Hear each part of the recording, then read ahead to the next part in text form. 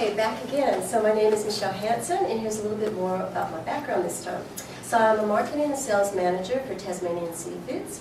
I'm at our Dandenong factory in Victoria. I'm super passionate about two Pacific seafood sectors, and they are abalone and sea cucumber, that we lead within the Australia export seafood industry. Over the past 24 years, I've been responsible for arranging our exports of sea cucumber, abalone, and stout whiting. My father founded the company around 48 years ago, and he's still running this business at age 81, and he's just been a real great role model for me. My involvement with the industry also extends to 4 industry associations, including 2 boards which I've been elected to, NSILP, Seafood Industry Victoria, and the ABCZ, Abilene Victoria Central Zone, of which even this year during this program, I was appointed a deputy chair. That last one was perhaps me. So now I'm going to show you, a 1-minute snippet video from the 3-minute video that I created.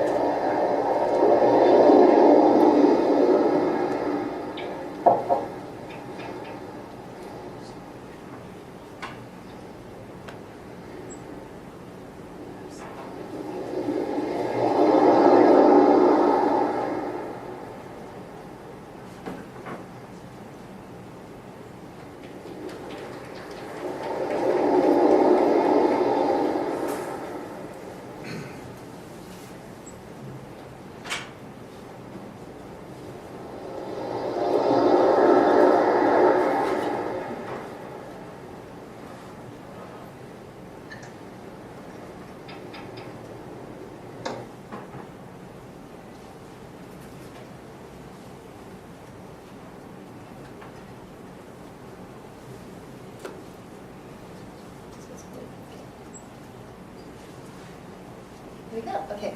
Now, first I'm just going to give you a little C-tube summary. First, we've got just a concept image of what the logo could look like.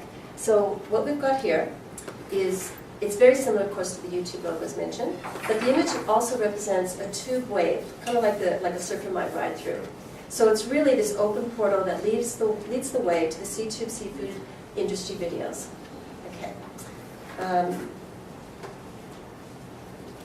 Now, of course, sustainability had to be mentioned in the videos, and so this is the abalone one that I've done. So just quickly, there's the license quota management system.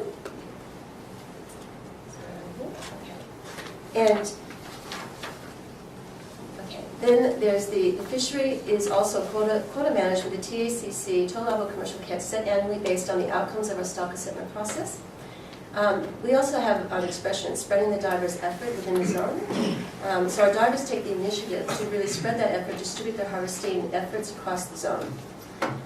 There's also the measure, they take a shell measuring knife with them, and they measure every single abalone to make sure that they're not taking an illegal sized abalone. Just as we saw in the video, when the diver came across the one that was too small, he saw him put it back. And then also there was a shell measuring device, like a bracket attached to the basket, and he was measuring that abalone before he put that in the basket. There's also the shell measuring device on our boats, and that's been around for a long time, but now we're on version 2. Many of the divers in Central Zone have that large shell measuring device on their boats, which records the measurements of every abalone from their catch. Now I'm just going to go through these ones. Just quick little photos. Some of those are from the video, so you'll recognize. Then you put the bins in that frame. There's a deckhand putting the abalone through the shell measuring device. That's the data capsule. It gets all sent off 4 times a year to the scientists. That's just an example of some of the results that it can produce. Okay. This little yellow one is the diver's depth logger that he wears on his wetsuit.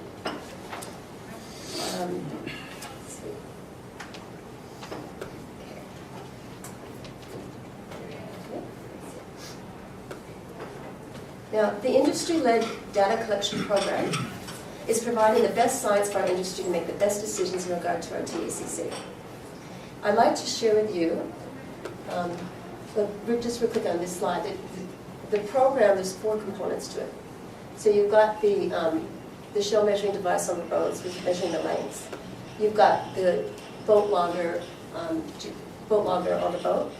So that's a GPS boat positioning. It's got the diver logger that I mentioned, which records the depth, time, and temperature. It's got the catch data summary, the CPU, the catch per effort. Okay. Here's a quote from Duncan Worthington. He's a very well-respected industry scientist, and he's highly sought after in the as an abalone industry consultant. So he said this about the ABCZ, Abalone Victoria Central Zone. Together, this fine-scale data about diver effort and abalone size will be the largest data collection program for any abalone fishery in Australia, and will again demonstrate the leadership within the industry. Now, I'm going to just show you 2 processes that we did in preparing our videos. This is the first one, and it's just showing you that, okay, we first plan our video outline, and we always start with the end in mind. So we start with our goals, and we might prepare a script or a storyboard, and we're trying to think of the messages that we want to get across. Next, we film the raw video footage. Then we select the raw video footage from the various locations, arrange the footage clips in the correct order, do the rough edit, remove the footage the unwanted footage to meet the desired length for that video. And then we do the final edit. So this includes adding the titles and the subtitles, adding the transitions, making it slower or faster like we did in that video, because that diver was working really quickly and I had to slow it down so you could see what he's doing. And then you might add some special effects like a montage effect, a fade in or fade out, some graphics, or add music, or add sound effects. And we'll go on to the second process, which was a requirement again for our videos. So it's just, again, showing from harvest all the way to serve to table. So the in-between spots are just the harvesting, the processing, the finished products, and then serve to plate.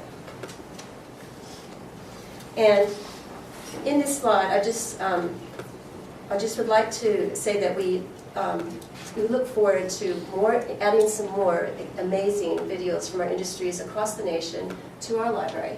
And now I'd like to pass you over to the amazing Kelly Morgan.